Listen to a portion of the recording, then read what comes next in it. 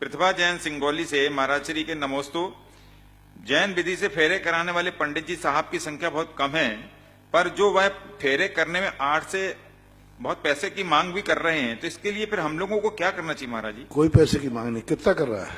8 से 10,000 रुपए मांग रहे हैं। हाँ, तो तुम्हारे लाखों रुपया तो शादियों में खर्च कर रहे हैं आप लोग। वो कह रहे 3,000 रुपए में एक ब्राह्मण पंडित मिल रहा है। 3,000 ब्राह्मण बनने में ज्यादा, तो ब्राह्मण के अनुसार करोगे तो वो जैन दर्शन के अनुसार नहीं कराएगा। ऐसी बात नहीं, कोई परिस्थिति होगी, कोई कम वाले भी मिलते हैं, सब प्रकार के कर रहे हैं, उनकी आजीविका वही है। देखो फिर आप लोगों ने, कई लोग कहते महाराज जी हमें प्रोशन पंडित करने वाले नहीं मिलते। कोई पंडित अपने बेटे को पंडित नहीं बनाता है, इसलिए नहीं बनाता। एक डॉक्टर अपने बेटे को डॉक्टर बनाता है, इंजीनियर अपने बेटे को इंजीनियर बनाता है,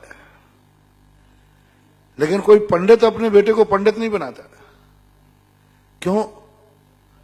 डॉक्टर अपने बेटे को डॉक्टर बनाता है, वो जानता है डॉक्टर बनने में बहुत सुख है। पंडित क्यों नहीं बनाता? तो पंडितों से मैंने पूछा, बोले महाराज जी मैं तो नहीं बनाऊंगा, क्योंकि पंडिताई के दुख हमने भोग लिए। इधर पैसे लो तो कहते हैं पंडित होके पैसा ले रहा है, उधर बाल बच्चों को क्या खिलाएं पिलाएं बताओ? बीमार हो जाए तो कहां से पैसा लाएं? कम से कम सरकारी चौके। एक पंडित जी थे, उनके घर में बीमारी हो गई। एक महाराज ने उनसे कहा था कि देखो तुम पाठशाला नहीं छोड़ना जिंदगी में, उन्होंने वचन दे दिया। मैं राजस्थान में आया, राजस्थान की घटना, 1500 रुपया मिलते थे उनको आज के समय महीने से। उनको एक बार बीमारी हो गई, कुछ ऐसी परेशानी, 10,000 रुपये चाहिए थी, समाज ने नहीं दिए। बोले आज यदि मैं सरकार में चपरासी भी होता तो मैं मेडिकल के नाम से कुछ मिल जाता। पूरी जिंदगी भर मैंने साधु के साथ आज्ञा के मान करके पंडिताई की, और आज मुझे एक अजैन ने उनको 10,000 रुपया देकर के उनकी जान बचाई थी। आज कौन पंडित है जो अपने बेटों को पंडित बनाए? कैसे बनाए? उनके भी परिवार है, उनकी भी आजीविका है, उनके भी परिवार बाल बच्चे हैं, उनके लिए कहां से जीवन जाए ये भी तो सोचना चाहिए।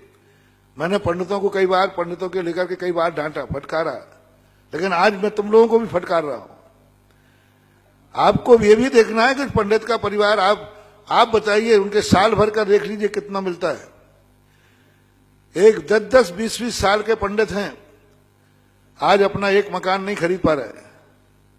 हमारे पर्सन आ रहा है उसको, अभी जितेंद्र बाबू आए, इतने सालों से पंडिताई कर रहा है, आज मकान लेने में उसको पसीना आ रहा है।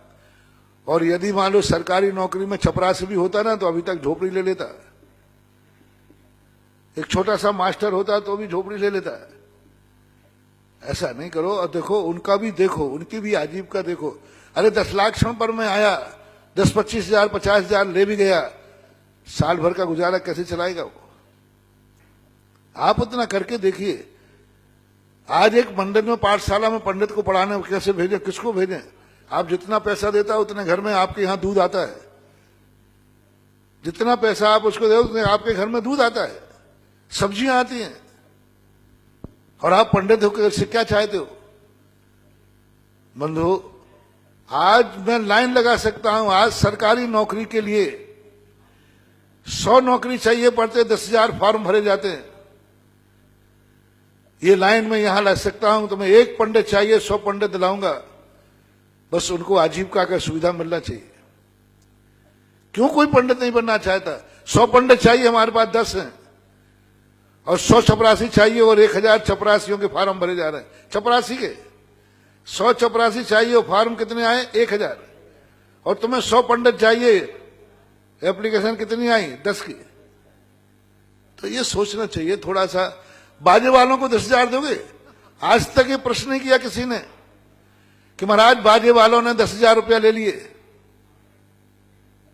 एक शादी के बाजे वाले कितने के आते भाई?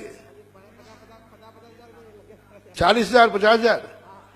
यानी एक बाजा वाला बजाने वाला 40,000 50,000 ले जाए, 1-1 लाख रुपया, और निछावर करके 10-10 हजार की आप निछावर फेंकते हैं, और वो भी नई गिट्टी, 1,000 रुपए के नोट 1200 में लाए बैंक से। वहां आपके लिए कोई फपूंद नहीं आई, और वो भी बाजे वालों पे यूं करके फेंक रहा है, 10-10 हजार रुपए फेंक देते। बाजे वाले 10-10 हजार रुपए के ला रहे हैं, स्टेजों पर फूल मालाएं सजा रहे हैं 10-10, 50-50 हजार रुपए की, लाइट का डेकोरेशन कर रहे हैं।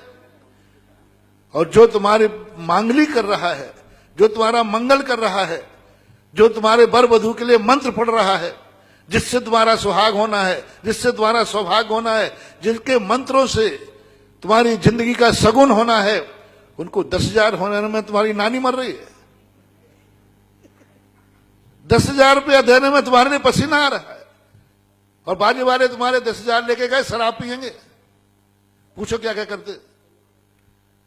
यानी वहां आपका विचार नहीं जा रहा है, और यहां पर एक पंडित ने ले लिया, उसकी अजीब का देखो, उसका देखो क्या है, शादी ब्याह में लिए हैं।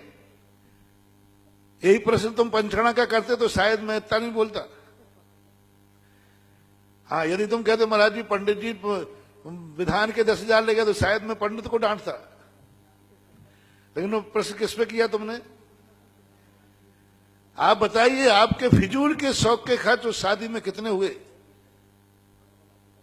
भोजों में 10-10, 20, 25, 50 आइटम बनते हैं, 10,000 रुपया यूं फेंक देते हैं।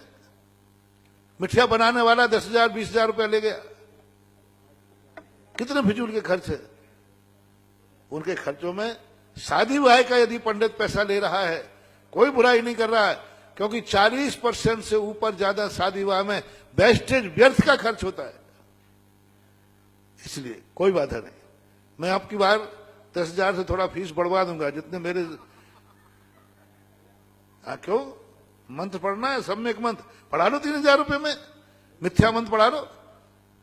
अपने वर वधू बेटा वधू को मिथ्यात्व का संस्कार देखो, मर करके मिथ्या दृष्टि में जाएंगे, मिथ्यात्व में जाएंगे, मिथ्यात्व में पढ़ेंगे। तुम्हारा निर्णय तुम्हारे हाथ में। डॉक्टर अलग अलग हैं, 5 रुपये वाला डॉक्टर भी इंजेक्शन लगाता है, और 5,000 रुपये वाला है। अब जिससे कराना हो करा लो, 5 रुपये वाले से करा लो। इस हाथ में फ्रैक्चर है, प्लास्टर है, यहां बांध देगा,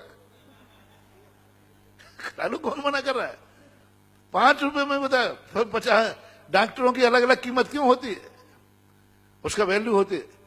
जैसे डॉक्टरों की अलग अलग वैल्यू होती है, 5 रुपये में भी करने वाले हैं वही इलाज, बीमारी वही है, और वही मरीज जब दूसरे अस्पताल में पहुंचा तो 5,000 रुपये लग गए।